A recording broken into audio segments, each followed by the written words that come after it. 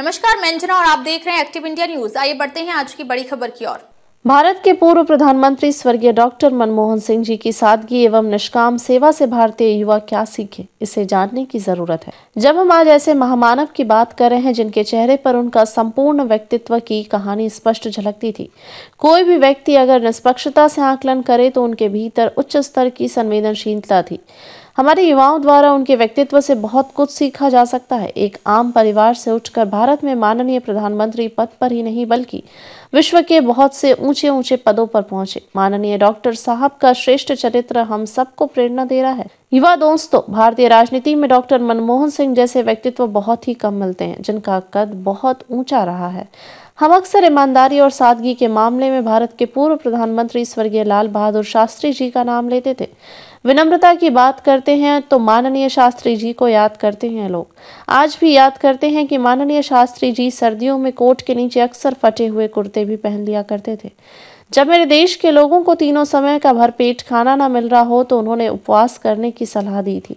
अगर वर्तमान समय में हम विमर्श करें तो डॉक्टर मनमोहन सिंह जी भी ईमानदारी, सादगी तथा विनम्रता के मामले में शास्त्री जी की याद दिलाते हैं। आप सभी जानते हैं कि पूर्व प्रधानमंत्री स्वर्गीय डॉक्टर मनमोहन सिंह जी की भारत के 10 वर्ष प्रधानमंत्री के पद पर रहे। लगभग 3 वर्ष भारतीय रिजर्व बैंक के गवर्नर रहे। योजना आयोग के उपाध्यक्ष रहे। भारत की अर्थव्यवस्था को उड़ान देने वाले डॉक्टर साहब दिवंगत हो गए, परंतु उनकी आर्थिक नीति सदैव जिंदा रहेगी। उनके वो विचार हमेशा जीवित रहेंगे। मैं यहाँ जिस कारण से ये लेख लिखने की हिम्मत जुटा रहा हूँ क्योंकि कुछ लोग मुझे राजनीतिक आधार पर गाली भी दे सकते हैं।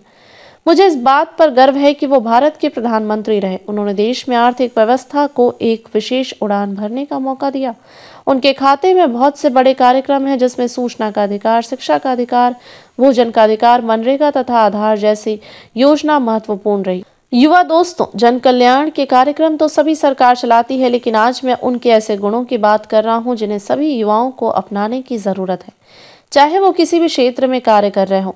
खैर, अभी हम अपने विषय पर आते हैं जो भारत के युवाओं को सीखना चाहिए। मैं यहाँ डॉक्टर साहब के 9 गुण युवाओं के सामने रख रहा हूँ। इन गुणों को डॉक्टर मनमोहन सिंह जी को सच्ची श्रद्धांजलि समझकर अपनाने के लिए जतन करें। पहला, सादगी। आज युवाओं को ऐसे महापुरुष से सादगीपूर्ण जीवन जीने की कला सीखनी चाहिए। बहुत बड़े पदों पर रहते हुए भी कभी अहंकार उनके जीवन में नहीं आया।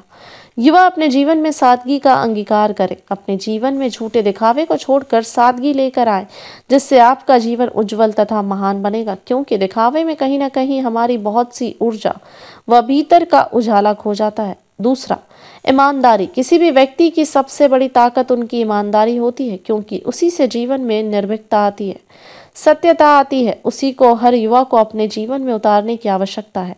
डॉक्टर साहब के जीवन से ईमानदारी का तोहफा तो सभी भारतीय युवाओं को ग्रहण करना चाहिए और खासकर युवा राजनीतिकों एवं युवा ब्यूरोक्रेट्स को जरूर सीखना चाहिए। तीसरा, निर्भीकता। जब व्यक्ति ईमानदार होता है तो निर्भीकता तो उनका स्वाभाविक गुण ही होता है। इसलिए सभी युवाओं को अपने जीवन में निर्भीकता का गुण डॉक्टर मनमोहन सिंह जी के जीवन से सीखना चाहिए। चौथा, अप्रियग्रह। ये शब्द कुछ लोगों के लिए नया होगा क्योंकि ये संस्कृत का शब्द है जिसका अर्थ है इकट्ठा न करना, होर्डिंग न करना। क्या आप युवाओं ने कभी विचार किया है कि डॉक्टर साहब प्रधानमंत्री के पद पर 10 साल रहने के बाद भी उनके पास एक मारुति 800 कुछ छोटी मोटी ज्वेलरी के सिवाय कुछ नहीं है। इसका अर्थ यह हुआ कि उन्होंने कभी भी भौतिक पदार्थों को इकट्ठा नहीं किया। जितनी जरूरत थी उतना ही रखते थे। यही तो युवाओं को सीखना है कि अधिक संसाधन अपने लिए इकट्ठे नहीं करना है। आज कितने ऐसे लोग बचे हैं जो ऐसी ईमानदारी को धारण करते हैं। पांचवा, असत्य। उन्होंने जीवन में ईमानदारी का दामन नहीं छोड़ा।